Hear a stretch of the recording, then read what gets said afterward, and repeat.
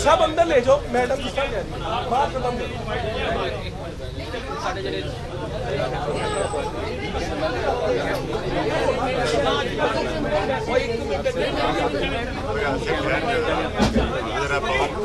नहीं मैं तो खड़ा हूँ, मैं तो जाऊंगा भी नहीं।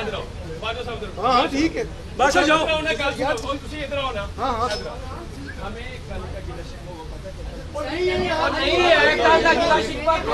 कल की तो बात ही खत्म हो गई है, कल वाली तो बात ही नहीं है।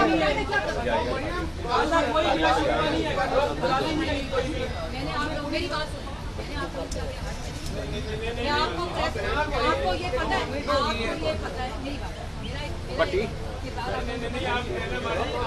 मैंने लाहौर में पहले कह रहा था उन्होंने आना है तो साढ़े दोस्तों ने कहना है कि अब वो आके कह तो रहे हैं आज चले जाए। मैं वही जुमला तो पहले कह रही साढ़े दोस्तों ने कहना है।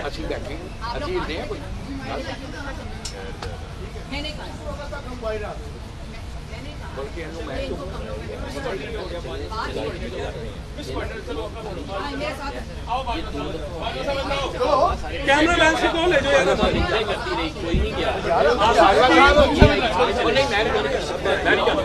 मैं जा रहा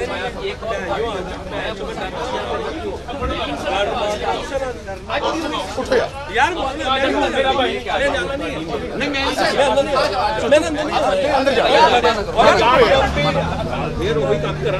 आपने आना है।